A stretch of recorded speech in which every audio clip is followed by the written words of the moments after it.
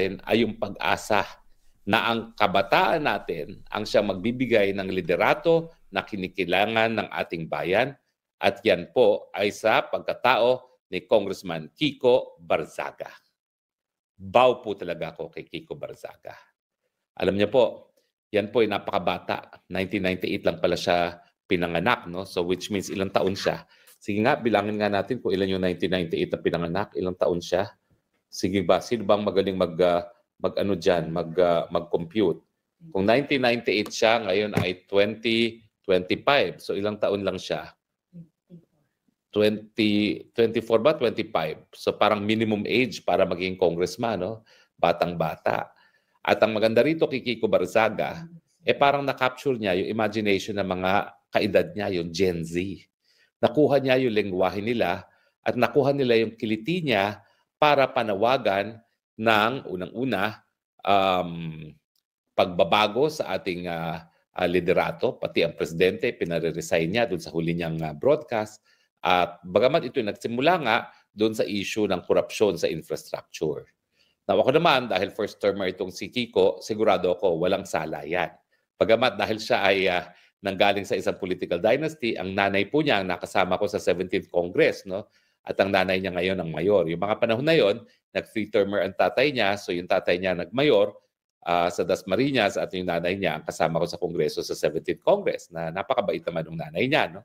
Pero hindi ko talaga kakilala si Kiko dahil at the time na 2016, you can imagine, siguro freshman na college student yan o di naman kaya ay nasa high school pa, no? So napakabata pa.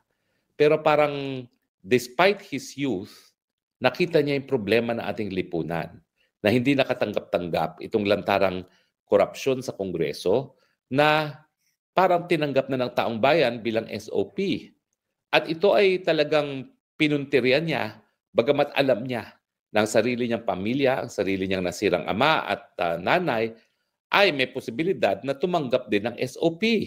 Kasi talaga naman pong pag ikaw ay district congressman at may hawak na district engineer, sigurado po yan, merong SOP. Wala na po sana magmalinis na kongresista na district congressman. Take note ha, dinidistinguish ko po ang district congressman at saka mga party list. Kasi mga party list, kung yan po ay makakakuha ng funding, nanakawin po yan, nanakawin ng SOP ng district congressman kasi ang district engineer ay loyal sa kanila. So talagang second-class citizen ng mga party list except kung ikaw ay si Zaldico na talaga namang napakalapit sa kusina dahil napakalapit na aliado ng Speaker of the House. Yan po ay exception to the rule.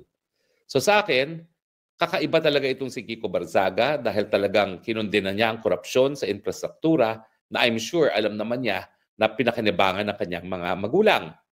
At I'm sure kinakausap na rin siya ng kanyang sariling district engineer kung ano ang patakaran. At hindi ko lang alam kung ang kanyang pagkokondena sa korupsyon sa infrastructure ay salita lamang o talagang tututuuhin niya at hindi siya kikita diyan sa mga proyekto sa kanyang distrito. Bagamat ang sabi nga niya, mukhang tatanggalan siya ng lahat ng pondo kasi nga kinakalaban niya ang presidente. So yan siguro magiging dahilan kaya hindi siya kikita dahil wala siyang pondo sa infrastruktura. At kapag nangyari yan, ako, delikado rin ang kanyang political career. No? Dahil pag wala ka na-deliver ng proyekto sa iyong mga constituents, mahirapan ka magkaroon ng re-election. No? So talagang vicious cycle po yan. Kinakailangan ng mga proyekto na pinanggagalingan ng korupsyon. Pag wala namang proyekto, hindi ka mahahalal dahil ang mga constituent mo naghahanap ng ganyang mga proyekto. Pero siya po, pinakita niya na despite his youth, alam niya ang tama at mali. Ako po, maski dito sa Hague, ang palagi kong sinasabi sa mga Pilipino, dapat malinaw sa inyong isipan kung anong tama at mali. At pagdating nga dyan sa korupsyon dyan sa Kongreso, maski merong kultura na tinatanggap ang korupsyon dyan sa mga infrastructure projects, kinakailangan manindigan. May tama, may mali. Okay? At kung mali, huwag tumanggap ng SOP. Miski yan po ay tinatawag ang SOP. So, bukod pa dyan, talaga naman pong siya lang ang may tapang at lakas na loob na questionin yung liderato ni Martin Romualdez. At hindi naman po nagtagal, hindi na nga po pwedeng manatili sa kapangyarihan si Martin Romualdez. Bakit? Kasi talagang malinaw na sa mga testigo na humarap sa Senado na talagang ang pondo na kinukurakot galing sa flood control projects lalong-lalo na ay na-deliver sa bahay ni Martin Romualdez, at ni Zaldico. At sa mga panahon na tinuturing pang Panginoon ang Martin Romualdez, ang tapang nitong si Kiko Barzaga, talagang tinawag niya magnanakaw at talagang tinawag niya dapat masipa na, matanggal na bilang speaker. At itong dahilan kung bakit yung sarili niyang partido, NUP, ay nag-file ng ethics complaint sa kanya para siya patalsikin sa Kongreso. Ano ba sa tingin ko mangyayari doon sa ethics complaint na yan? Ako, kung gusto pa ng Kongreso masalba ang kahit ano pang natitira sa kanyang mabuting imahe, kakalimutan po nila yan. Dahil napakalakas po ng suporta ngayon kay Kiko Barzaga. Alam nyo, sigurado ako, kung wala lang yung minimum age limit para tumakbo ng presidente at magkaroon ng snap election at tumakbo si Kiko Barzaga, yan ang mananalo. I'm not kidding. Kasi siya, at the time na naghahanap tayo ng leader na talagang will call a spade, siya ang gumaganap ng ganyang papel. Kaya nga lang, hindi siya po pwedeng tumakbo ng presidente dahil siya ay napakabata pa. Merong minimum age requirement po para tumakbo bilang presidente. Pero, siyempre, ang pinakahuling deklarasyon ni Kiko Barzaga, ang panawagan na mag-resign na si PBBM. Marami sa atin ang humihingi na ng Marcos resign. Pero pansinin niyo po, ang hindi humihingi ng Marcos resign ay yung mga kapamilya mismo ni Bongbong Marcos. Bagamat, nagiging matapang nga si Manang Aimee. Hindi pa rin niya sinasabing, mag-resign ka na, ading, at ikaw ay magpahinga na, magpagamot na dahil dyan sa iyong sakit na drug addiction. Pero sinasabi ngayon niya talaga na wala na raw, hindi na raw namumuno ang mga Marcos, kung hindi ang mga Romualdez at mga Araneta. Pero sino may kasalanan dyan kung hindi yung kapatid niya mismo? Na dahilan nga para siya ay magbitiw na dahil yan po ay betrayal of public trust. At si Kiko Barzaga ngayon, ang kauna-unahang nagsabi, magsasampa siya ng impeachment complaint na ang gagamitin niya ay yung betrayal of public trust dahil hindi niya nabibigyan ng solusyon ng korupsyon pagdating sa flood control at infrastructure projects. Napakatapang po talaga. Kasi sa politika, lalo na kung ikaw ay congressman, ang susi para ikaw ay ma-re-elect ay ang mga proyektong infrastruktura. Kasi tayo naman, marami tayong hinihingi mga infrastructure projects. Pag hindi na-deliver yan, wala kang pag-asa mahalal.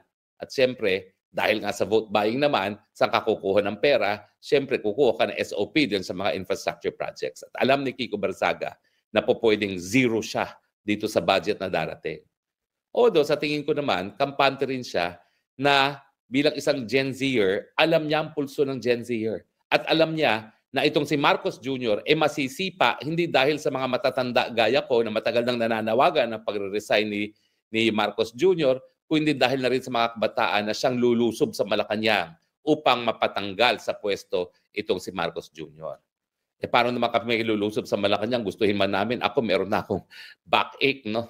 Meron na akong spinal stenosis, hindi na halos makatakbo. Paano pa tayo makakalusob niyan? Gustuhin man natin, no? Talagang sandali na lang, meron na tayong senior citizen card, no? So talagang kabataan na talaga ang aasahan natin na gawin yung mga dapat magawa na ngayon, wala na tayo sa physical condition. So gustuhin man nila akong idemanda ng incitement to sedition, sus Maria Josep, sa kabataan na yan. Hindi na natin kaya gawin yan ng aking mga magiging fellow senior citizen na. Pero may pag-asa talaga tayo. Kasi nung minsan naman, kasing tapang tayo ni Kiko Barzaga. Pero ang pagkakaiba, ordinaryong mamamayan tayo. Walang pumapansin sa atin. Si Kiko Barzaga, galing sa isang political dynasty, siya ay congressman, na-capture niya ang imagination ng Gen Z at merong access sa media. So at 25, he has become the face of the opposition to Marcos Jr. Sa totoo lang po talaga, siya talaga ang mukha ng oposisyon kay Marcos. At gaya ng sinabi ko, kung po pwede lang siya tumakbo ng eleksyon at magkakaroon ng eleksyon, baka yan pa manalo for president. Kasi talagang walang takot ang kanyang mga deklarasyon. Ang mali, ang tama, ang pinagdadasal ko lang sana he walks the talk. Dahil pag later on, nalaman ko na tumatanggap din siya ng SOP, talagang madidisappoint tayo at malulungkot. Dahil yung inaasahan nating naninindigan para sa tama, nalamon din pala ng sistema. So ang inaasahan natin, talagang hindi siya magpapalamon sa sistema at mananatili yung kanyang tinatawag nating idealismo, yung idealismo na talagang gawin ang tama sa lipunan. Ilan pa ho kaya ang kabataan ang susunod sa yapak ni Barzaga?